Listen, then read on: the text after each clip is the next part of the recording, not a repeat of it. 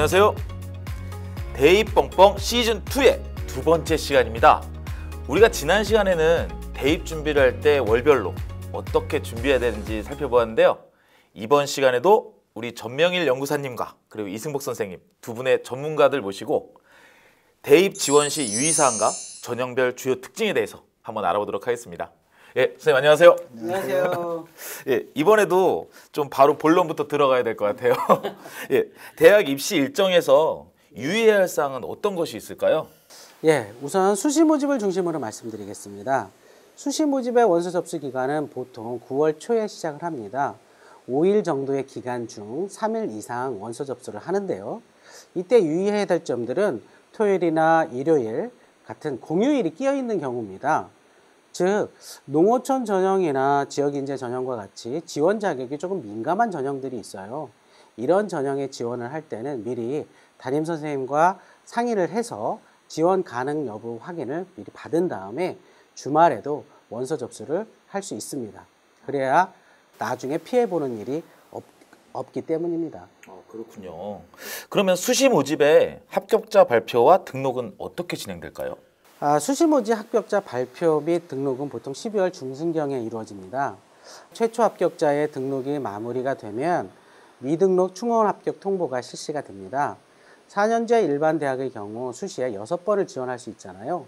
복수 합격을 한 학생들이 한 곳에만 등록을 하기 때문에 미등록 충원 합격을 실시하는 것입니다. 미등록 충원 합격 통보 기간이 해마다 조금씩 차이가 납니다. 지금 기간 말씀하셨는데요. 네. 그러면 충원 합격 기간이 충원 합격 인원에 어떤 영향을 주나요? 충원 합격 통보 기간이 길면 아무래도 충원 합격하는 학생들이 증가하겠죠. 예를 들어서 작년에 7일간 충원 합격 통보를 했는데 예비 번호가 25번까지 합격을 했다면 올해 6일이나 이렇게 하루 정도 줄어든다면 예비 번호가 작년보다 당겨질 가능성이 있습니다. 그래서 충원 합격까지 바라보면서 지원 전략을 짜는 학생들은 충원 합격의 통보 기간도 한 번쯤은 살펴보시는 것이 좋습니다. 그렇군요. 그러면 이번엔 정시 모집 일정도 한번 좀 간략하게 설명해 주세요. 예, 수시 모집이 끝나면 바로 이어서 이제 정시 모집의 원서 접수가 시작이 됩니다. 정시 모집의 원서 접수는 보통 12월 말에 있습니다. 보통 6일 정도 기간이며 대학은 이 기간 중에 3일 이상을 원서 접수를 합니다. 전형 기간은 다음 연도 1월 한 달간 가군, 나군, 다군 이렇게 진행이 됩니다. 정시 모집에서도 충원 합격이 있나요? 예, 정시 모집에서도 수시 모집과 마찬가지로 최초 합격자가 등록을 하지 않을 경우 충원 합격이 진행됩니다. 2월 초에 최초 합격자가 발표가 되고 3일 정도 등록 기간을 준 후 10일 정도의 충원 합격 통보를 합니다. 정시 모집이 끝나면 일단은 이제 대학 모든 일정은 다 끝나는 건가요? 아닙니다. 보통 그렇게들 많이 알고 계신데요. 미등록 인원이 발생한 대학의 경우에는 2월 말에 추가 모집을 진행을 합니다. 이 추가 모집이 졸업식 이후에 진행이 되기 때문에 학교나 학생이나 조금 더 관심을 가지고 지켜보셔야 됩니다. 그렇군요. 추가 모집은 어쨌든 희망적이긴 한데 그럼 추가 모집을 하는 대학과 인원은 우리가 어떻게 할 수 있을까요? 추가 모집에 대한 공지는 각 대학 입시 홈페이지에 공지를 하거나 대입 정보 포털인 어디가 사이트에 지원 전략 자료실, 대입 소식란 이런 곳을 통해서 확인할 수 있습니다.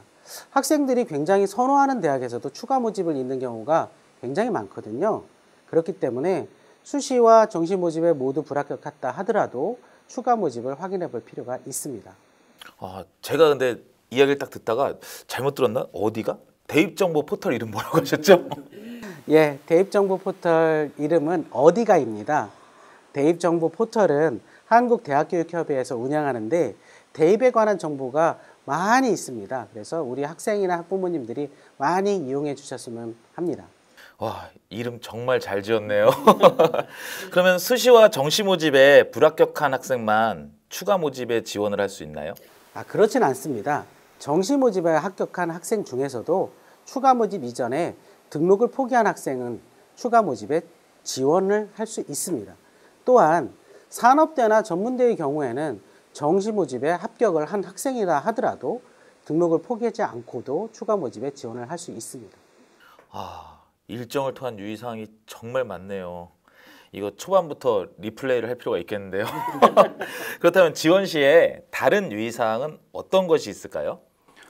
수시 모집에서 4년제 일반 대학은 총 6회 지원할 수 있습니다.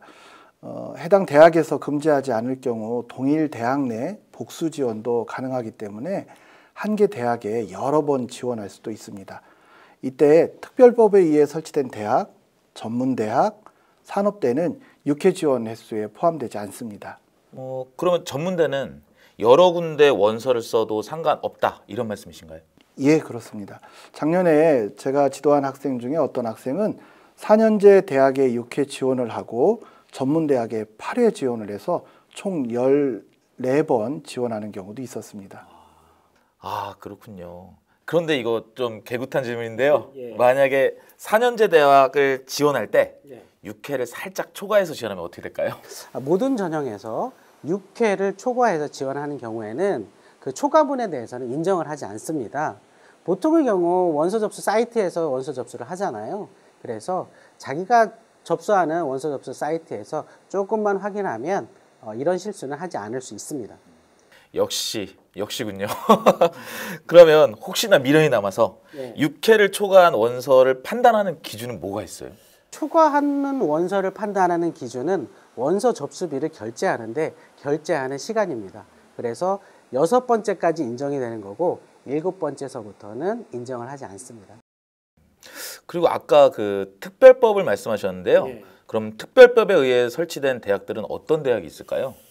자, 우선 이공계 특성화 대학인 한국과학기술원 카이스트, 대구경북과학위원 디지스트, 울산과학위원 유니스트, 광주과학위원 지스트, 경찰대학, 육해공군사관학교, 국군간호사관학교, 한국예술종합대학교, 한국전통문화대, 한국방송통신대 등이 있습니다. 조금 조심하셔야 될 것은 이공계 특성화 대학인 포스텍은 6회 지원 횟수에 포함이 됩니다. 그래서 이는 조금 조심하셔야 됩니다.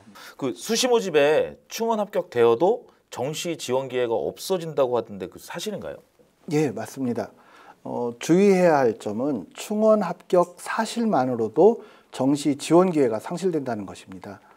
아, 이것도 좀 이렇게 개구탄 질문인데 혹시 그러면 학생과 학부모가 그 충원 합격한 사실을 몰랐다고 하면은 그거는 어떤가요? 학생, 학부모가 충원 합격 사실을 몰랐다 하더라도 정시 지원 기회가 없어집니다.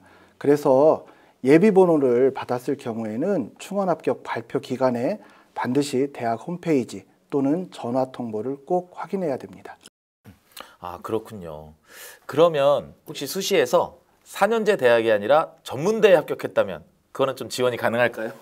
그렇진 않습니다. 산업대와 전문대는 원서 지원 횟수 제한에는 해당하지 않아요. 하지만 여기에 수시에 합격을 했다 하면 등록 여부와 관계없이 정시에 지원을 할 수 없습니다. 다만 앞에 말씀드린 특별법에 의해 설치된 대학은 합격을 하더라도 정시에 지원할 수 있습니다. 그리고 이거는 정말 행복한 상상인데요. 여러 대학에 합격을 했어요. 그러면 어떻게 해야 할까요? 여러 대학에 최초 합격을 했다면 우선 축하를 해야 되고요. 그 중에서 가장 희망하는 대학에 등록 예치금을 납부하면 됩니다. 예치금을 납부한 상태에서 다른 가고 싶은 대학에 충원 합격을 하게 되면 먼저 납부한 대학에는 예치금 환불을 신청을 하시고요. 충원 합격을 한 대학에 예치금을 납부하시면 됩니다. 와, 지금까지도 유의사항이 정말 많은데요. 이 밖에도 더 유의사항이 있나요? 예, 유의해야 할 사항이 참 많죠. 전형별 지원 자격과 행정 절차를 꼭 따라야 합니다. 특히 지역인재 전형은 입학부터 졸업까지 해당 권역의 고등학교에 재학하고 있어야 하며 농어촌 전형은 입학부터 졸업까지 꼭 농어촌 지역에 거주해야 합니다. 이야, 지금껏 뭔가 굉장히 중요한 얘기가 나올 것 같은데요. 예. 지원 자격과 행정 절차 때문에 예. 불합격한 사례가 있나요? 예, 아마 작년의 사례인 것 같은데요. 농어촌 전형으로 대학을 합격한 학생이 고등학교를 졸업하기 전에 청년 전세 임대 지원을 받기 위해서 농어촌 지역이 아닌 대학 근처로 주소를 옮겨서 합격이 취소가 된 사례가 있습니다. 이 학생은 법원에 대학을 상대로 입학 취소 무효 소송을 내서 승소를 했습니다. 하지만 이미 학생과 학부모님은 정신적으로, 경제적으로 큰 피해를 입었습니다.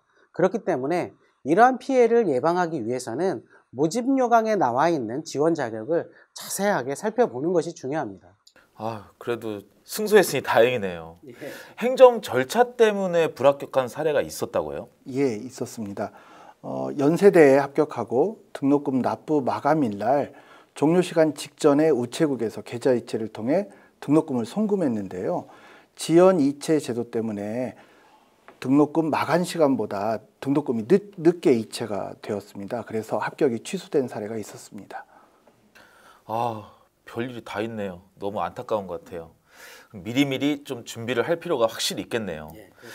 다음은 대입에서 모집 인원이 어떻게 변화되고 있는지 좀 알려주세요. 예, 전체 모집 인원은 감소하는 추세입니다. 이는 학령 인구가 감소됨에 따라서 지속적으로 대학에서 모집 인원을 줄여나가고 있기 때문입니다. 이 중에서 수시 모집은 전체 모집의 75에서 78% 내외가 됩니다. 요즘 학생부 위주 전형이 매우 중요하다고 하던데요. 이 학생부 위주 전형에 대한 선발 인원은 어떻게 변하고 있어요? 학생부 위주 전형에는 교과 성적을 중심으로 선발하는 학생부 교과 전형과 교과, 비교과를 통합해서 선발하는 학생부 종합 전형이 있습니다. 학생부 위주 전형은 전체 모집 인원의 한 65에서 70% 내외입니다. 이 중 학생부 종합 전형의 모집 비율은 전국 평균은 한 25% 정도 됩니다. 그러나 수도권 소재의 경우는 약 30%, 서울 소재 대학은 약 39%, 그리고 학생들이 특히 선호하는 서울권 대학의 경우 약 49%로 갈수록 선발 비율이 증가하고 있습니다. 그래서 서울권 대학에 진학을 희망하는 학생들은 학생부 종합 전형을 꼭 그리고 필수적으로 준비를 해야 합니다. 그러네요. 내신 3에서 6등급대 학생들은 논술 전형을 준비하는 경우도 많다고 들었거든요. 그러면 논술 전형의 모집 인원에 대해서도 한번 좀 알려주세요. 예, 논술 전형은 정부의 사교육 억제 정책에 따라서 선발 인원이 점차 감소하는 추세입니다. 그러면 모집 인원이 적으니까 경쟁도 좀 치열하겠네요. 예, 말씀하신 것과 같이 내신 3에서 6등급대 학생들은 내신 성적에 비해 높은 대학에 진학하기 위해서 논술 전형을 지원하는 경우가 많습니다. 그런데 이 등급대는 해당하는 학생 수가 참 많아요. 그리고 재수생 중에 논술 전형 지원자도 많아서 다른 전형에 비해 경쟁률이 높고 합격률은 좀 낮은 편입니다. 그러면 지원자도 많고 경쟁률도 높고 합격률도 낮고 논술 전형은 안 하는 게 낫겠네요? 아닙니다. 제 경험으로 본다면 내신 3에서 6등급대 학생 중에 학교 수업에 성실히 참여하고 수능 최저학력 기준을 충족할 수 있다면 적극적으로 논술 전형을 준비하는 것을 추천합니다. 제가 지도했던 학생 중에 학생부 종합 전형을 쭉 준비했던 학생인데요. 논술 전형으로 대학에 합격한 사례가 있었거든요. 이게 가능한 일은 최근 논술고사 문제를 보면 고등학교에서 성실하게 준비하면 풀 수 있는 수준의 문제로 많이 이렇게 내려왔습니다. 그래서 학교 생활을 충실히 하면서도 논술을 준비할 수 있습니다. 그렇다면 논술 전형 준비해야겠네요. 그럼 준비 방법에는 어떤 게 있을까요? 요즘 논술고사를 실시하는 대학에서는 학생들이 논술 전형을 준비를 할 수 있도록 학교 홈페이지에 기출문제와 풀이집을 이렇게 다 올려놓고 있습니다. 그리고 어느 대학은 또 준비 방법까지도 이렇게 자세하게 안내를 하고 있거든요. 그리고 대학에서 모의 논술도 실시하고 있습니다. 본인이 논술 전형을 지원을 희망하면 반드시 모의 논술에 참여해서 올해 출제 경향을 파악하는 것이 중요합니다.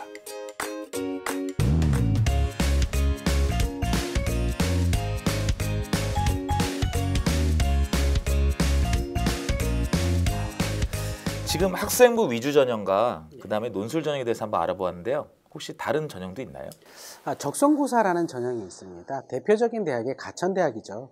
적성고사를 통해 대학에 가는 학생들, 그런 학생들은 주로 어떤 학생들인가요? 일반적으로 내신 3등급에서 6등급 사이 학생들이 많이 지원을 하는데요. 학생부 위주 전형이나 논술 전형의 준비가 안 된 학생들이 많이 지원합니다. 적성고사는 일반적으로 학생부와 적성고사 성적으로 학생들을 선발합니다. 대학에 따라서는 학생부의 성적이 조금 더 비중이 높기도 하고요. 적성고사 성적이 비중이 높은 대학도 있어요. 그래서 자신에게 유리한 대학이 어딘지를 미리 확인해서 준비하는 것이 중요합니다. 야, 정말 준비할 게 많네요. 그럼 일단 적성고사 준비는 어떻게 해야 될까요? 적성고사는 일반적으로 국어와 수학을 보는 경우가 대부분입니다. 그런데 가천대라든지 고려대 세종캠퍼스, 을지대, 홍익대 세종캠퍼스 같은 경우에는 영어가 추가가 됩니다. 대학별 적성고사 영역 및 특징은 자막으로 확인을 하시면 되겠습니다.